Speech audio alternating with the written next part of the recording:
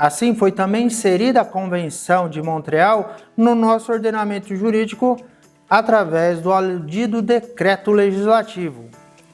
O que temos em relação ao tema 210? E assim, Glauco, por que essas convenções e o tema 210? Explica onde fecha esses assuntos, onde fecha esses pontos.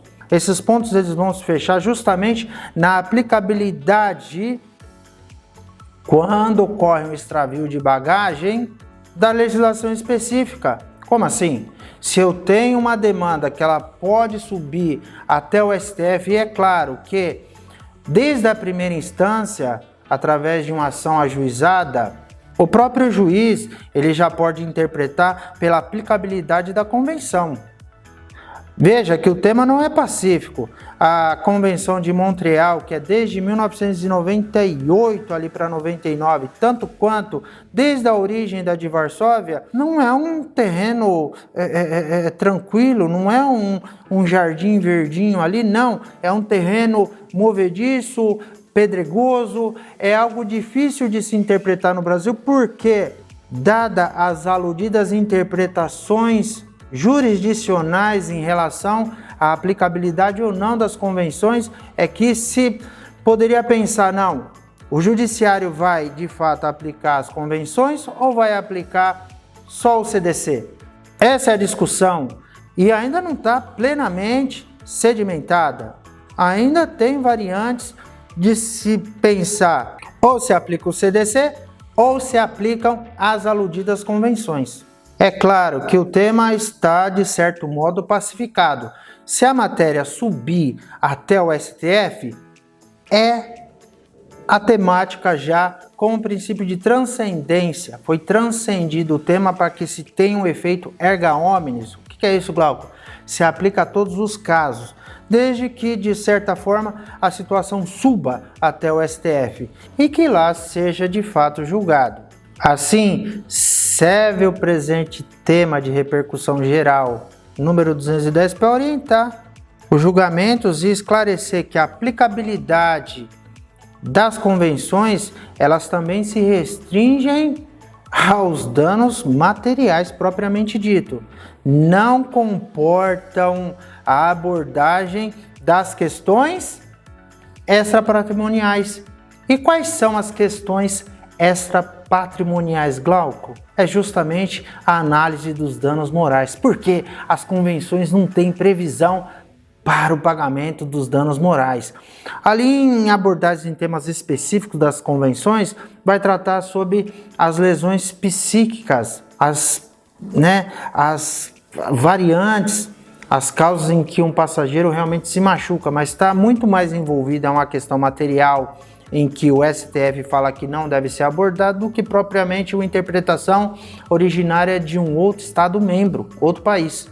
Então isso quer dizer que a convenção ela não abrange os danos morais. E assim por quê? Porque isso é extremamente relevante na medida em que o STF ele vai falar, olha, se for matéria em que eu vou pensar em dano material, então é as convenções. Se a questão é o dano moral, e eu fiz a menção aqui já lembrando que é interessante assistir meus vídeos anteriores sobre o extravio de bagagem, justamente porque lá eu explico, e lá também eu trago a referência sobre o DES, que é o desconto especial de saque, em seu artigo 24. Ali tem uma previsão padrão para a indenização, no seu artigo 24, ali de 250/10 e 500/10.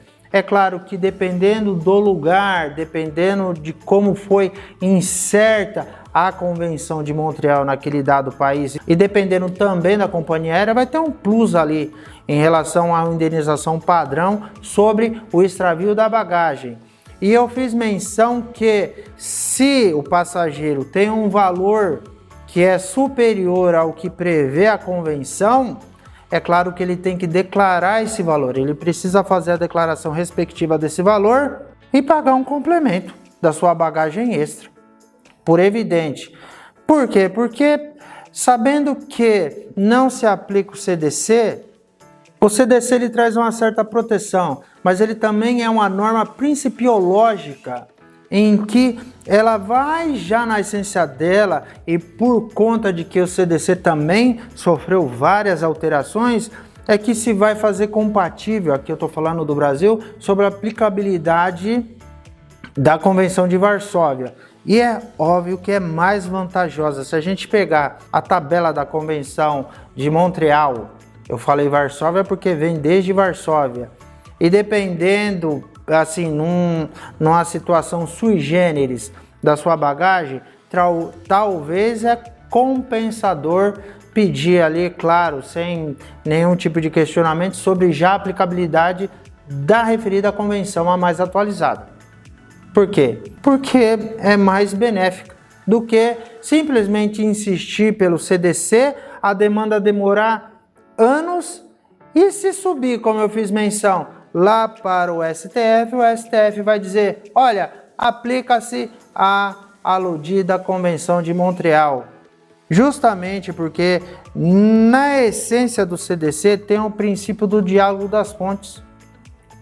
E é claro que esse princípio, ele de fato, e até porque o julgado caminha para a respectiva aplicabilidade da aludida convenção, é que também temos que fazer a leitura do artigo 178, que é uma da temática dentro do referido tema. A crítica que se faz em relação a esse tema específico é porque ali ele só traz, na verdade, quase que um ativismo judicial. Ele quase que legisla ali, porque não fundamenta a ementa. Ali tem uma norma que se pode pôr em prática sem explicitar muito, mas isso é uma discussão doutrinária, jurisprudencial, que também foge muito aqui à análise do tema. É só saber que a Constituição Federal, no seu artigo 178, autoriza, sim, lembrando da estrutura piramidal, a inserção das convenções internacionais. Farei a leitura do artigo 178 apenas para a colação de um entendimento mais cristalino acerca do que eu estou falando. Constituição Federal, artigo 178. A lei disporá sobre a ordenação dos transportes aéreo, aquático e terrestre, devendo, quanto à ordenação do transporte internacional, observar os acordos firmados pela União, atendido o princípio da reciprocidade. Como eu fiz menção, em Estados democráticos de direito, quando se pensa em aplicar referida convenção, tratados internacionais, tem o princípio da reciprocidade, a comunicação de, vamos colocar assim, uma certa parceria. Aqui eu estou trabalhando com transporte aéreo, então, há certas trocas comerciais facilitadas para que tudo funcione bem, o transporte seja fluido de um ponto a outro. Senhores, eu agradeço quem me acompanhou até o final deste vídeo.